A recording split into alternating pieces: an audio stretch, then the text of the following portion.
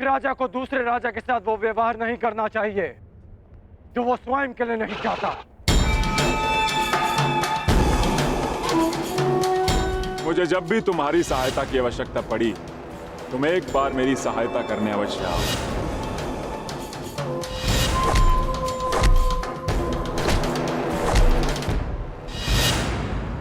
क्या कहकर पुकारूं तुम्हें? अंगराज कर्ण या छलिया कर्ण? वचन भंग कर्ण या फिर मित्रता करके मित्रद्रोह करने वाला कर्ण?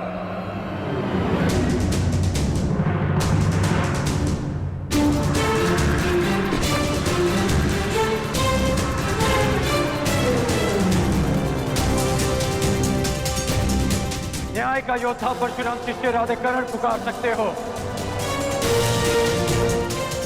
जिसे ये बलि रोकनी पड़ी क्योंकि ये आवश्यक था।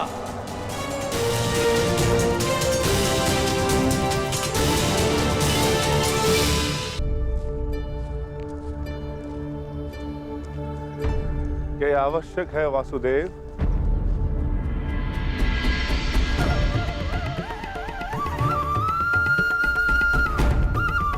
हाँ, हम वहां जरासंध के अंत के लिए जा रहे हैं। अपनी सुरक्षा के लिए वेश बदल कर जाना, क्या यह कायरता नहीं? नहीं भीम, हमने ये वेश उन सैनिकों के प्राणों की रक्षा के लिए धारण किया है जो हमें पहचान कर हम पर आक्रमण करेंगे और अकारण ही बाहुबली भीम के हाथों मारे जाएंगे।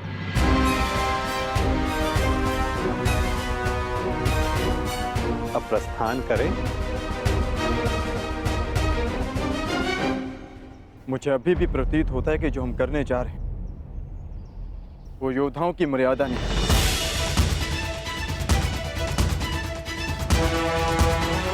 आप आज्ञा दीजिए, मैं अपने ही वेश में एक ही क्षण में मगध के द्वार ध्वंस कर दूंगा और जरासंध को भी धराशायी कर दूंगा। तुम्हारा ये आक्रोश और तुम्हारी युद्ध के लिए ये उत्सुकता मुझे किसी और का स्मरण करा रही है अर्जुन।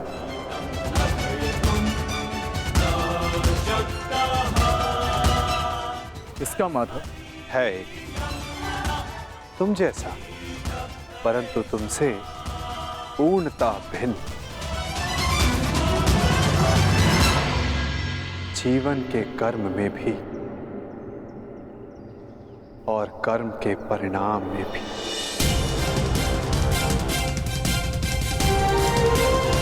जरासंध,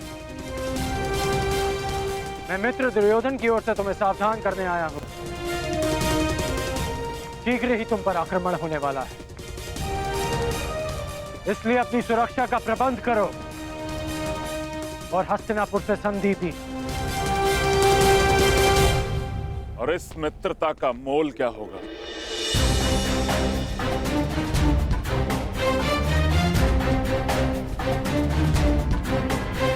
बस इन 100 राजाओं को मुक्त करना होगा।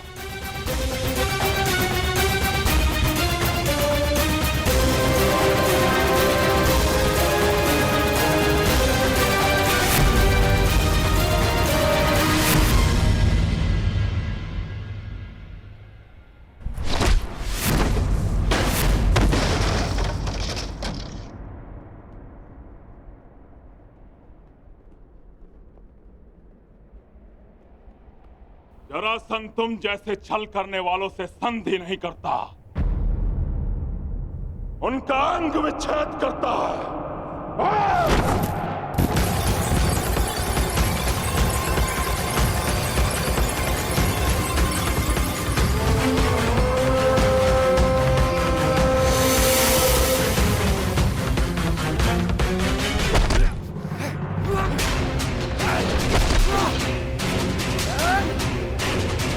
मेरी बात मानो, इन राजाओं को मुक्त कर दो जरासंध। और राजा की नहीं, एक तो एक राजाओं की बलि चढ़ेगी कर्ण।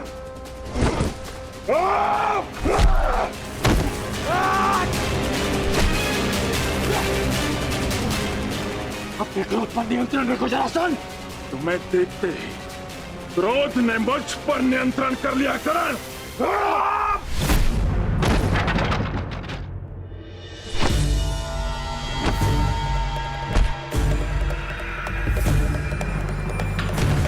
रुक जाओ जरासंध, मैं तुम्हें सावधान कर रहा हूं।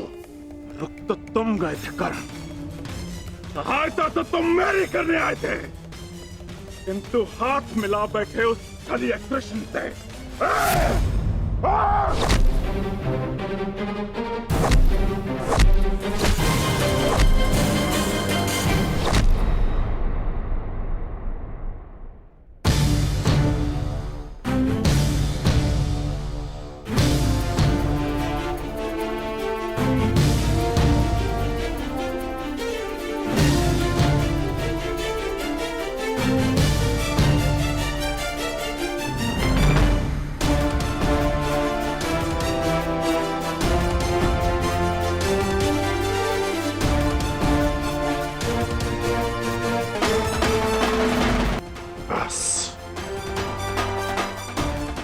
यहाँ युद्ध करने नहीं आया। यदि युद्ध करने आया होता तो तुम और ये युद्ध कब के समाप्त हो गए होते। इस भांति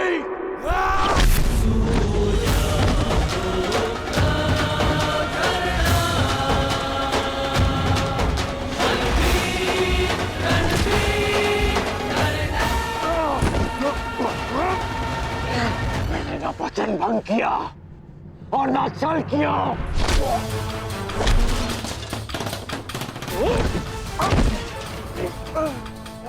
मैं युद्ध में तुम्हारी सहायता के लिए पहुंचा था, परंतु रुक रहा क्योंकि वासुदेव शांति का प्रयास कर रहे थे।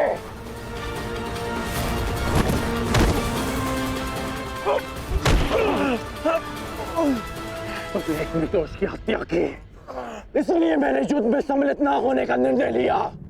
मैंने मित्रता भंग नहीं की।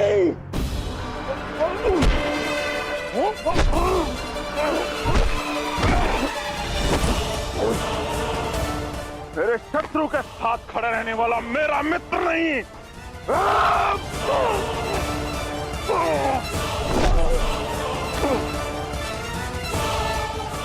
तो तुम अपनी ही भाषा में सुनो।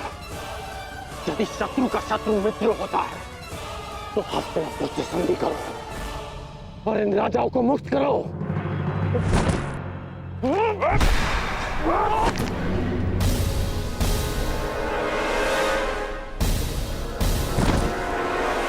आज तुम वासुदेव के विरुद्ध हो। नहीं, मैं वासुदेव के विरुद्ध नहीं, परंतु अपने मित्र दुर्योधन के साथ हूं, जो वासुदेव के विरुद्ध हैं। अब मेरी बात ध्यान से सुनो। तुम पे शीघ्र ही आक्रमण होने वाला है, इसलिए हस्तिनापुर से संधि करके दुर्योधन से मित्रता स्वीकार करो। कृष्ण का विरोध करने वाले के लिए 100 राजा क्या, मैं सहस्त्र राजाओं को छोड़ सकता हूं।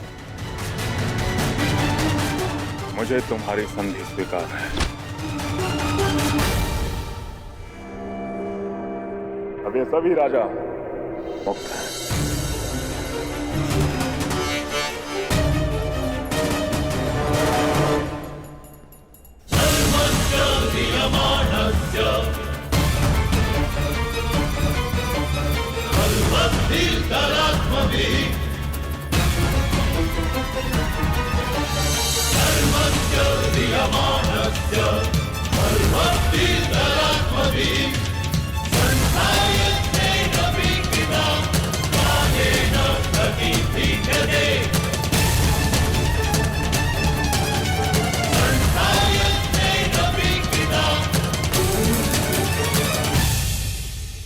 हम लोग नगर द्वार पे क्यों खड़े, भीतर क्यों नहीं जा रहे वासुदेव?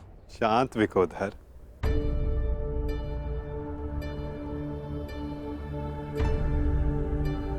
अंदर जाने से पूर्व तनिक मगध नरेश के लिए कुछ भेंट तो ले ले। आओ, उनके लिए चलकर पुष्प ले ले। चलो।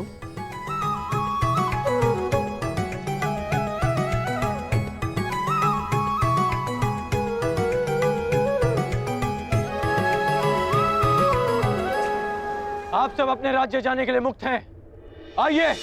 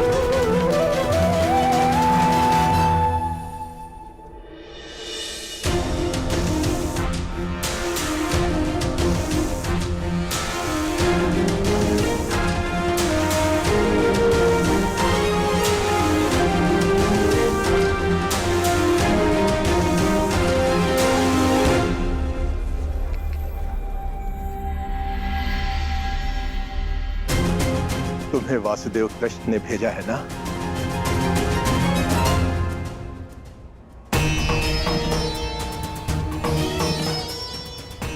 नहीं भद्र। यदि मैं मुक्त हो गया हूं तो अवश्य ही तुम्हें कृष्ण ने भेजा है, और जो तुम्हें कृष्ण ने नहीं भेजा अर्थात मैं मुक्त नहीं हुआ। अपना परिचय दीजिए भद्र। मैं विश्वकर्मा हूं, देवताओं का प्रधान वास्तुकार। जरासंध ने मुझे भी यहां बंदी बनाकर रखा था। कल रात्रि श्री कृष्ण ने मुझे सपने में दर्शन दिए। उन्होंने कहा कि वो मुझे स्वयं मुक्त कराने आएंगे, किंतु आश्चर्य वो नहीं आए।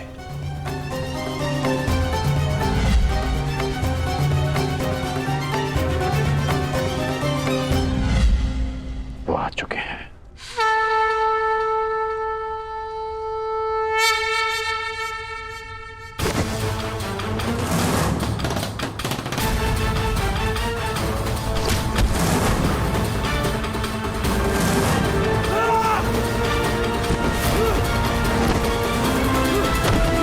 सबके सब मल थक गए। यहां कोई भी नहीं जो जरासंध से मल युद्ध कर सके।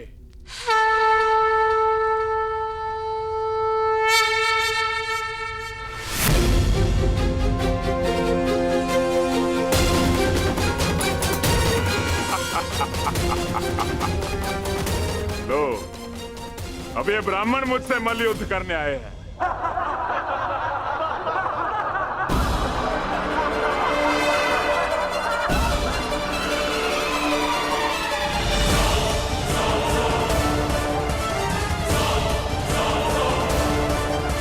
हम तो पूजा स्थल के लिए निकले थे मगध नरेश,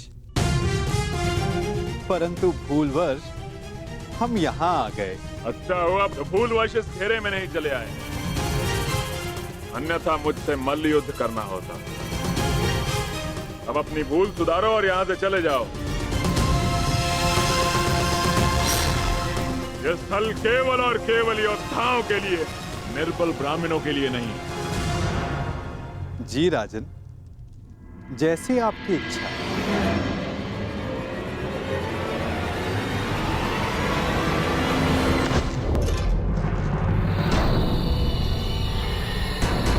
ये युद्धकांक्षी है।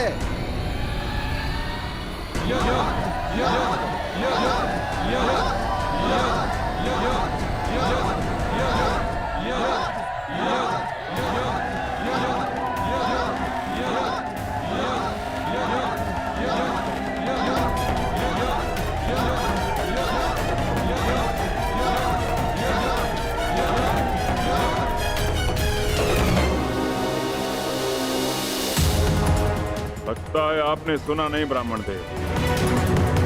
अब कृपया इस घेरे से बाहर चले जाइए,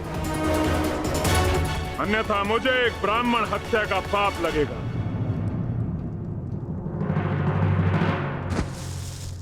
कुछ क्षण पहले आपने सभी को चुनौती दी थी मगध नरेश, तो समझो वो चुनौती मैंने स्वीकार कर ली।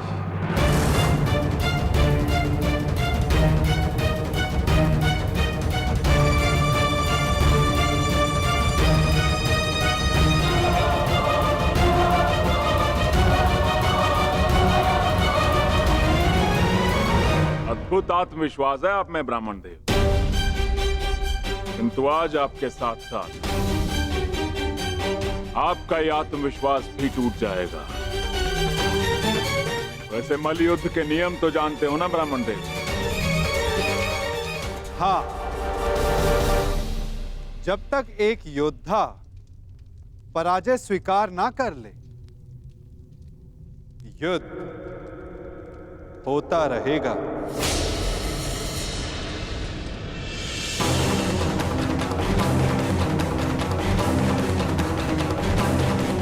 स्वीकार है मगध नरेश?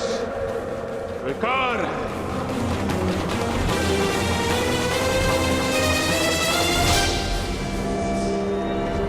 नहीं जरासंध!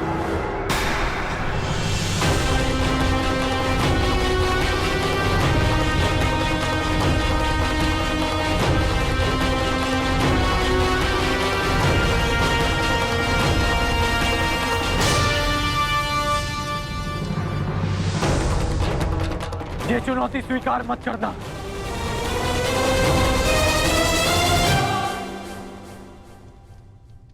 क्योंकि ये ब्राह्मण नहीं है।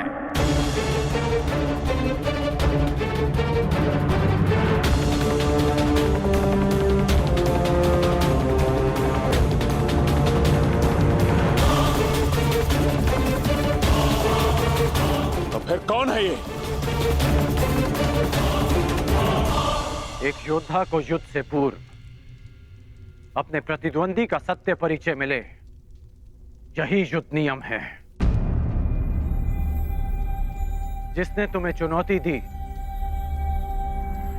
वो वृकोदर भीम है।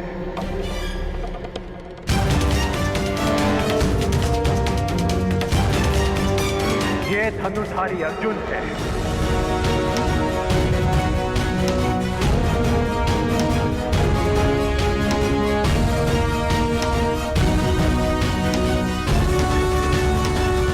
और भीम के पीछे जो खड़े हैं वो वासुदेव कृष्ण है।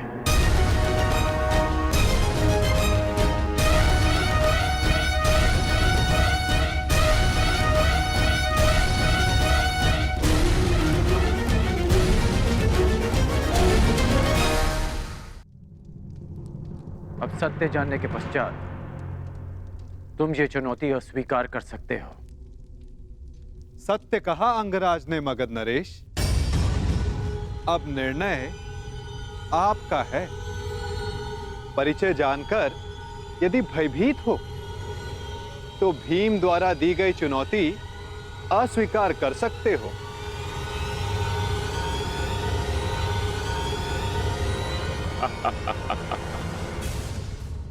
मैं तुम्हारी भांति रणछोड़ नहीं हूं वासुदेव। युद्ध की चुनौती मैं किसी भी परिस्थिति में, किसी भी वेश में कभी टाल नहीं सकता।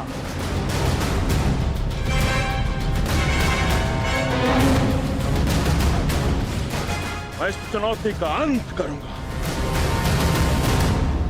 और सबसे पहले मैं इस विकोदर का उदर फाड़ूंगा और उसके पश्चात मैं तुम्हारा नाश करूंगा। बस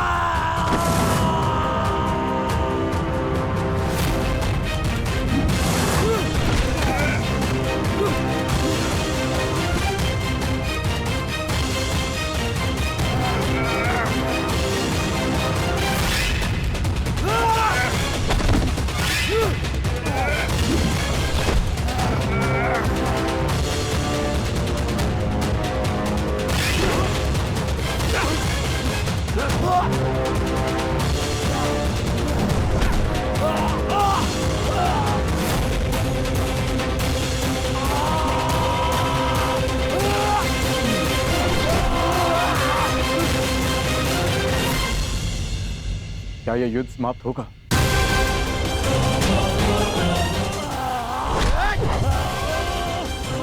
जिसका प्रारंभ हुआ है उसका अंत भी निश्चित होता है पार्थ।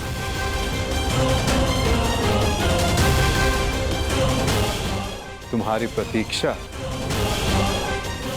शीघ्र पूर्ण होगी।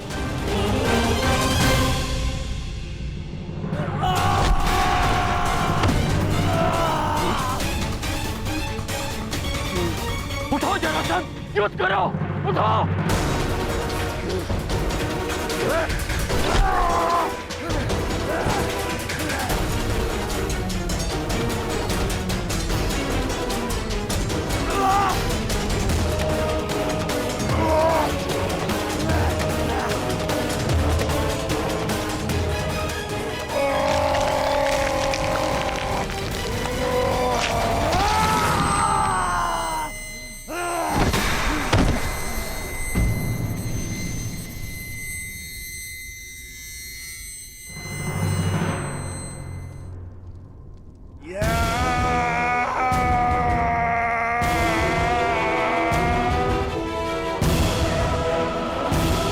जरासंध अंत हुआ।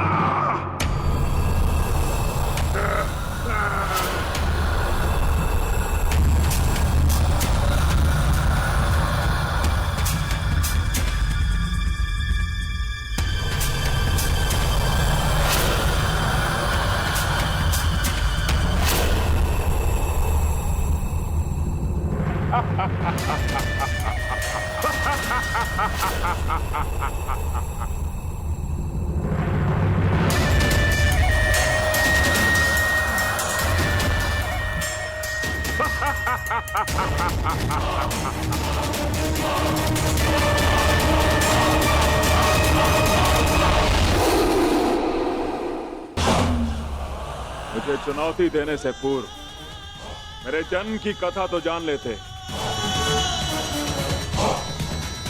माता के गर्भ से 2 पिंडों में जन्मा मैं, मृत, और मेरे शरीर को वन में फेंक दिया गया। वहां जरा नामक राक्षसनी ने उन पिंडों की संधि करके जोड़ा और मेरा नामकरण हुआ जरासंध।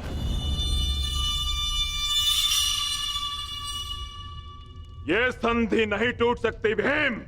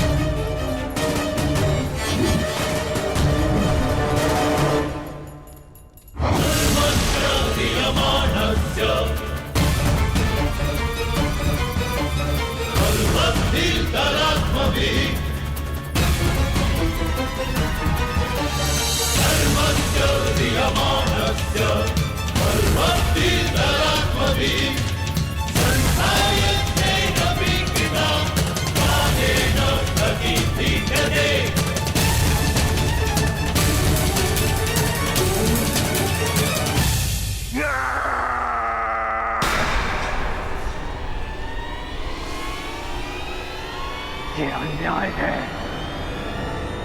ये छल है।